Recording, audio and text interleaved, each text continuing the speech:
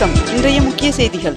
தவேக தலைவர் விஜய் அவர்களின் தலைமையில் ஆட்சி அமைப்பதற்கு ஆளுநர் அழைப்பு விடுத்துள்ளார். இதனைத் தொடர்ந்து தவேக தலைவர் விஜய் அவர்கள் இன்று காலை 10 மணிக்கு தமிழக முதல்வராக பொறுப்பேற்க உள்ளார். தவேக தலைவர் விஜய் அவர்கள் இன்று முதலமைச்சராக பதவியேற்க உள்ள நிலையில் தவேக அமைச்சரவையின் உத்தேச பட்டியல் வெளியாகியுள்ளது. அதன்படி தவேக தலைவர் விஜய் அவர்களுக்கு பொது நிர்வாகம், காவல் உள்துறையும், செங்கோட்டையன் அவர்களுக்கு பொதுப்பணித்துறையும், புசி ஆனந்த் அவர்களுக்கு நகராட்சி நிர்வாகத்துறையும், நிர்மல்குமார் அவர்களுக்கு மின்சாரத்துறையும், ஆதவ் அர்ஜுனா அவர்களுக்கு விளையாட்டு மற்றும் மதுவிலக்கு ஆயத்தீர்வைத்துறையும், ராஜ்மோகன் அவர்களுக்கு ஆதி திராவிட நலத்துறையும், முஸ்தபா அவர்களுக்கு சிறுபான்மை நலத்துறையும், வெங்கட்ரமன் அவர்களுக்கு பள்ளி கல்வித்துறையும், அருண்ராஜ் அவர்களுக்கு பத்திரப்பதிவு மற்றும் வணிகத்துறையும் ஒதுக்கப்பட்டுள்ளதாக தகவல் வெளியாகியுள்ளது. தவேகாவின் பதவியேற்பு விழாவில் காங்கிரஸ் தேசிய தலைவர் மல்லிகார்ஜுன் கார்கே அவர்களும் மற்றும் காங்கிரஸ் தலைவர் ராகுல் காந்தி உள்ளிட்டோர் பங்கேற்க உள்ளனர் என்று தகவல் வெளியாகியுள்ளது. தவேக தலைவர் விஜய் அவர்கள் ஆட்சி அமைக்க வருமாறு ஆளுநர் அழைப்பு விடுத்துள்ள நிலையில் வருகின்ற மே 13ஆம் தேதிக்குள் சட்டமன்றத்தின் பெரும்பான்மையை நிரூபிக்க வேண்டும் என்று அவகாசம் வழங்கப்பட்டுள்ளதாக தகவல் வெளியாகியுள்ளது. பஞ்சாப் மாநில அமைச்சர் சஞ்சீவ் அரோரா அவர்களின் வீட்டில் அமலாக்கத்துறை சோதனை நடத்தியதை அம்மாநில முதல்வர் பகவந்த் மான் அவர்கள் கடுமையாக விமர்சித்துள்ளார். IFS தேர்வு முடிவுகள் வெளியிடப்பட்டுள்ளது. இந்திய அளவில் 148 பேர் தேர்ச்சி பெற்றுள்ளனர். தமிழகத்தில் மட்டும் 17 பேர் வெற்றி பெற்று சாதனை படைத்துள்ளனர். இதில் சென்னையை சேர்ந்த மாணவி ரவி லக்ஷ்மி பிரியா அவர்கள் முதலிடத்தை பிடித்துள்ளார். தமிழகத்தில் சென்னை உட்பட பல்வேறு மாவட்டங்களில் ஒரு வாரத்திற்கு கனமழை பெய்ய வாய்ப்புள்ளதாக வானிலை மையம் தகவல் தெரிவித்துள்ளது. தமிழகத்தில் இன்று ராமநாதபுரம், கன்னியாகுமரி, திருநெல்வேலி மற்றும் தூத்துக்குடி ஆகிய மாவட்டங்களில் ஒரு சில இடங்களில் கனமழை பெய்ய வாய்ப்புள்ளதாக வானிலை மையம் தகவல் தெரிவித்துள்ளது. தமிழகத்தில் ஆட்சி அமைக்கும் புதிய அரசிற்கு மீண்டும் வாழ்த்து தெரிவித்தார் திமுக தலைவர் மு.க. ஸ்டாலின் அவர்கள். தவேகாவிற்கு IUML கட்சியும் ஆதரவு அறிவித்துள்ளது. தவேக தலைவர் விஜய் அவர்களின் ஆட்சிக்கு ஆதரவு தெரிவித்தாலும் திமுக கூட்டணியில் நீடிப்போம் என்று விசிக அறிவித்துள்ளது. சட்டமன்ற தேர்தல் முடிவுக்கு பிறகு ஆட்சி அமைக்க தேவையான பெரும்பான்மை நிரூபிக்க 2 இடங்கள் குறைவாக இருந்த நிலையில் தவேக தலைவர் விஜய் அவர்களுக்கு விசிக தலைவர் திருமாவளவன் அவர்கள் நிபந்தனையற்ற ஆதரவு வழங்கியுள்ளார் என்று தகவல் வெளியாகியுள்ளது. இளங்கலை படிப்பிற்கான கியூட் நுழைவுத் தேர்வில் தேர்வர்கள் பின்பற்ற வேண்டிய உடை விதிகள் தேசிய தேர்வு முகமை வெளியிட்டுள்ளது. மதுரை ரயில்வே கோட்டத்தில் 2025-26ஆம் நிதியாண்டில் மொத்த வருமானம் 1408 கோடியாக உயர்ந்திருப்பதாக தெற்கு ரயில்வே அறிவித்துள்ளது. வங்கக்கடலில் குறைந்த காற்றழுத்த தாழ்வு பகுதி உருவாக வாய்ப்புள்ளதாக இந்திய வானிலை ஆய்வு மையம் தகவல் தெரிவித்துள்ளது.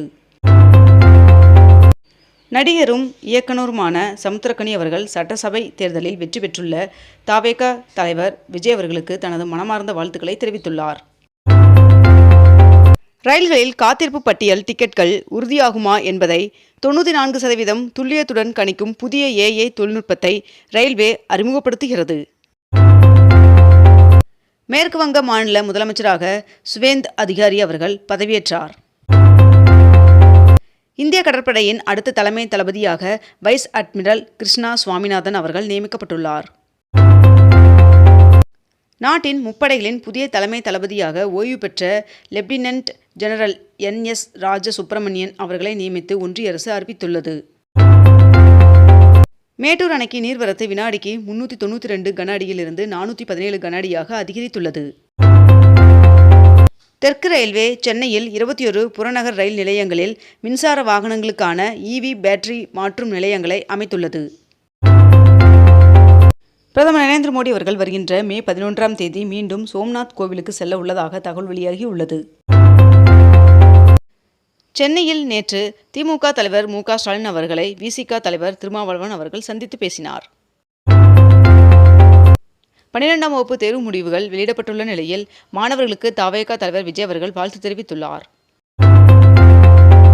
PF கணக்கிலிருந்து பணத்தை எடுப்பதற்கு சில முக்கிய விதிகளை EPF வகுத்துள்ளது. அதன்படி PF கணக்குடன் ஆதார் வங்கி கணக்கு இணைக்கப்பட்டு KYC சரிபார்ப்பு முடிந்திருக்க வேண்டும் என்று தெரிவிக்கப்பட்டுள்ளது. வருகின்ற 2028ஆம் ஆண்டு முதல் IPL தொடரில் தற்போதுள்ள 74 போட்டிகளுக்கு பதிலாக 94 போட்டிகளை நடத்த BCCI திட்டமிட்டுள்ளதாக தகவல் வெளியாகியுள்ளது.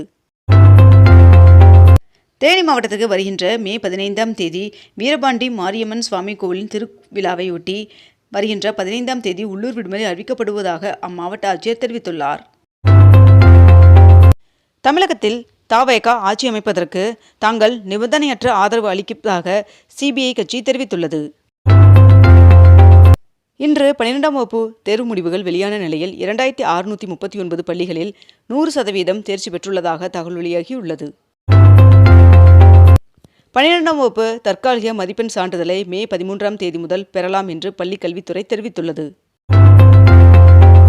நடந்து முடிந்த தேர்தலில் திருப்பத்தூர் தொகுதியில் ஒரு வாக்கு வித்தியாசத்தில் தோல்வியடைந்த திமுக வேட்பாளரும் முன்னாள் அமைச்சருமான பெரிய கருப்பன் அவர்கள் மறுவாக்கு எண்ணிக்கை கோரி உச்சநீதிமன்றத்தில் முறையீடு செய்துள்ளார்.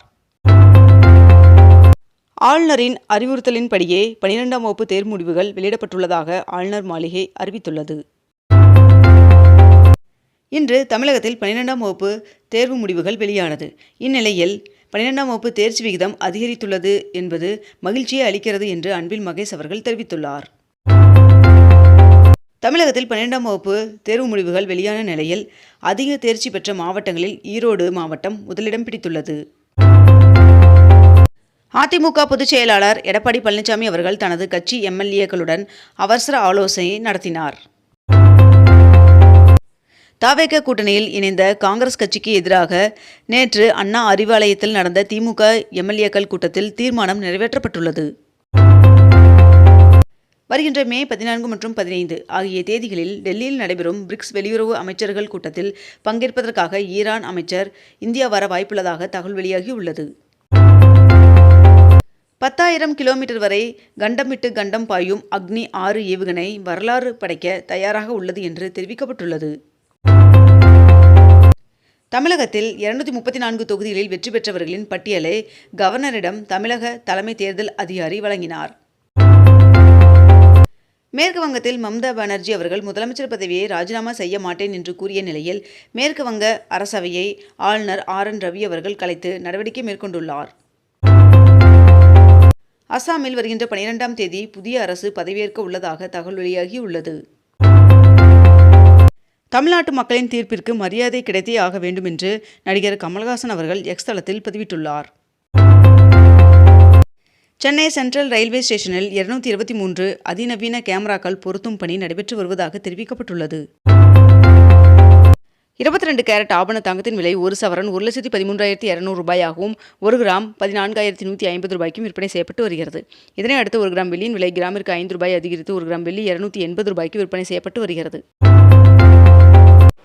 இத்துடன் இன்றைய தலைப்புச் செய்திகள் நிறைவடைகின்றன. மேலும் இதுபோன்ற அண்மை தகவல்களை உடனுக்குடன் தெரிந்து கொள்ள அக்னிபூ சேனலை சப்ஸ்கிரைப் செய்து கொண்டு தொடர்ந்து இணைந்திருங்கள். நன்றி, வணக்கம்.